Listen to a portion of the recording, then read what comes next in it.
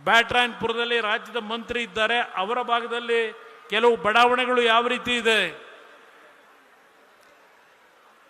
ಇವತ್ತು ಮನೆಗಳಿಲ್ಲದೆ, ಒಳಚರಂಡಿಯ ವ್ಯವಸ್ಥೆಗಳಿಲ್ಲದೆ, ಕಸವನ್ನು ಕ್ಲೀನ್ ಮಾಡ್ತಕ್ಕಂಥ ಕಾರ್ಯಕ್ರಮದಲ್ಲೂ ಲೂಟಿ ಮಾಡ್ತಕ್ಕಂಥ ಈಗಿನ ಈ ಸರ್ಕಾರ ಎಷ್ಟು ಮನೆಗಳನ್ನು ಕೊಟ್ಟಿದ್ದಾರೆ ಬಡವರಿಗೆ. ಯಾವ ನಮ್ಮ ಒಂದು 2 ಭಾಗದಲ್ಲಿ ಮನೆಗಳನ್ನು ಒಡೆದರು. ಒಂದು ಕೋಗಿಲ ಗ್ರಾಮ, ಇನ್ನೊಂದು ನಮ್ಮ ಹಳೆ ಭಾಗ, ನಾನು ಬರ್ತಾ ಇದ್ದೆ ಆಗ ತಣಿಸಂದ್ರ ಭಾಗದಲ್ಲೂ ಮನೆಗಳನ್ನು ಏಕಾಏಕಿ ಒಡೆದರು. ಅವರು ಒಡೆದಂಥ ಮನೆಗಳು ಯಾವ ಅಕ್ರಮಗಳ ಮುಖಾಂತರ ಸುಳ್ಳು ದಾಖಲೆಗಳನ್ನು ಸೃಷ್ಟಿ ಮಾಡಿ ದೊಡ್ಡ ದೊಡ್ಡ ಬಿಲ್ಡಿಂಗ್ಗಳು ಕಟ್ಟಿದ್ದಾರಲ್ಲ, ಅದನ್ನು ಅವರು ಒಡೆಯಲ್ಲ. ಯಾವುದೋ ಹಳ್ಳಿಗಳಿಂದ ಬಂದು ಒಂದು ಸಣ್ಣ ಸೂರನ ಬಹಳ ಕಷ್ಟಪಟ್ಟು ಬೆವರು ಸುರಿಸಿ ಒಂದು ಜಾಗ ಗುರ್ಸಿ ವಾಸ ಮಾಡತಕ್ಕಂಥ ಕುಟುಂಬಗಳನ್ನು ಬೀದಿಗೆ ತಂದ್ರಲ್ಲಪ್ಪ ಈ ಸರ್ಕಾರ. ಎಷ್ಟು ದಿವಸದಲ್ಲಿ ನನ್ನ ಮಾಧ್ಯಮದ ಸ್ನೇಹಿತರನ್ನು ಕೇಳ್ತೀನಿ, ಎಷ್ಟು ದಿನಗಳಲ್ಲಿ ಅವರಿಗೆ ಮನೆ ಕೊಡ್ತೀವಿ ಅಂತ ಮಾತು ಕೊಟ್ರಿ. ಚಳಿ ಒಂದು ಕಡೆ, ಮಳೆ, ಹಲವಾರು ಗರ್ಭಿಣಿ ಹೆಣ್ಣುಮಕ್ಕಳು ಆ ರಸ್ತೆಗಳಲ್ಲಿ ಬುಡದಂಥ ಆ ಬುಲ್ಡೋಸ್ ಮಾಡಿದಂಥ ಜಾಗದಲ್ಲಿ ಯಾವೊಂದು ಯಾತನೆ ಪಟ್ಟು ಬದುಕ್ತಾ ಇದ್ರು. ಈ ಸರ್ಕಾರ ನಡೆಸ್ತಕ್ಕಂಥವ್ರಿಗೆ ಕನಿಷ್ಠ ಒಂದು ಮನುಷ್ಯತ್ವ ಇದೆಯಾ ಅಂತಕ್ಕಂಥದ್ದನ್ನು ಕೇಳಲಿಕ್ಕೆ ಬಯಸ್ತೇನೆ. ಎಷ್ಟು ಜನಕ್ಕೆ ಮನೆ ಕೊಡ್ತೀನಿ ಅಂತ ಹೇಳಿ ನನಗೆ ಗೊತ್ತಿಲ್ಲ ಅಲ್ಲಿ ಏನೇನಿದೆ. ರಾಜಕೀಯ ಮಾಡಿದ್ದು ನೋಡಿದೆ ನಾನು. ರಾಜಕೀಯವನ್ನು ಯಾವ್ಯಾವ ರೀತಿಯ ದುರುಪಯೋಗ ಬಳಸ್ಕೊಂಡ್ರು ಅವರವ್ರ ಸ್ವಾರ್ಥಕ್ಕೆ ಅದನ್ನೆಲ್ಲ ಗಮನಿಸಿದ್ದೇನೆ, ನೀವು ಗಮನಿಸಿದ್ದೀರಿ.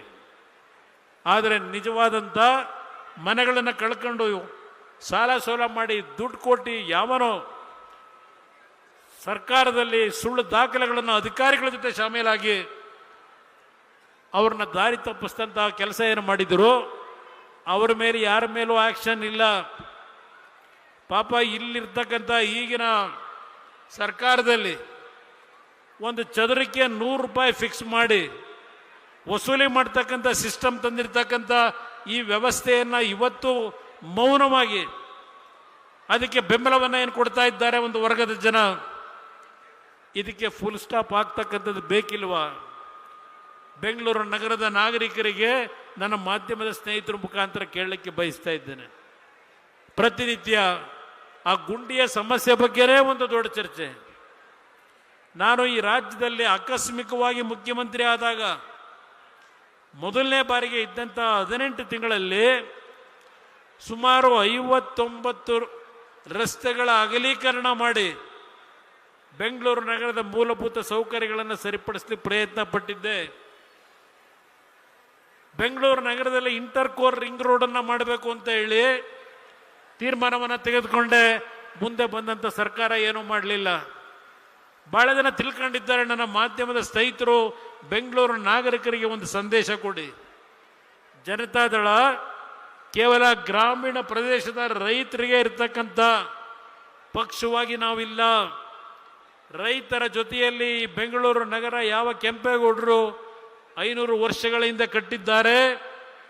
ಈ ನಗರಕ್ಕೆ ಆದಂಥ ಆಘಾತಗಳು, ಈ ನಗರದ ಮೇಲೆ ನಡೀತಾ ಇರತಕ್ಕಂಥ ಆಕ್ರಮಣವನ್ನು ತಡೆಯತಕ್ಕಂಥದ್ದಕ್ಕೆ ಒಂದು ಅವಕಾಶವನ್ನು ಈ ಬೆಂಗಳೂರು ನಗರದ ನಾಗರಿಕರು ಕೊಡ್ತಕ್ಕಂಥದ್ದಕ್ಕೆ ತೀರ್ಮಾನ ಮಾಡಿ ಅನ್ನೋದನ್ನು ಮನವಿ ಮಾಡ್ತೇನೆ. ಬೆಂಗಳೂರು ನಗರದ ಹೊರವಲಯದಲ್ಲಿರ್ತಕ್ಕಂಥವ್ರು ಯಾರೋ ಹುಟ್ಟು ಬೆಂಗಳೂರಿನಲ್ಲಿ ಬೆಳೆದಂಥವ್ರು ಇಲ್ಲ. ಇಲ್ಲಿ ಸುಮಾರು 100ಕ್ಕೆ 50-60 ಭಾಗ ಜನತೆ ಅದು ಬೆಂಗಳೂರು ಕರ್ನಾಟಕದ ಮೂಲೆಯಿಂದ ಬಂದಂಥವ್ರು ಇರಬಹುದು, ಇವತ್ತು ಉತ್ತರ ಇಂಡಿಯಾದಿಂದ ಬೇರೆ ಬೇರೆ ರಾಜ್ಯಗಳಿಂದ ಬಂದಂಥವ್ರು ಇರಬಹುದು. ಇವತ್ತು ಬೆಂಗಳೂರು ನಗರಕ್ಕೆ ಆಗಿರ್ತಕ್ಕಂಥ ಈ ರೀತಿಯ ಯಾವೊಂದು ಮೂಲಭೂತ ಸೌಕರ್ಯಗಳ ಹೆಸರಿನಲ್ಲಿ ಲೂಟಿ ಮಾಡಿದ್ದಾರೆ. ಇವತ್ತು ಯಾವ ರೀತಿಯ ಅಕ್ರಮಗಳನ್ನು ಇವತ್ತು ರಕ್ಷಣೆ ಮುಖಾಂತರ ಪಡೆದಿದ್ದಾರೆ, ಅದೆಲ್ಲ ಸುದೀರ್ಘವಾಗಿ ಹೇಳಲಿಕ್ಕೆ ಹೋಗೋದಿಲ್ಲ ನಾನು.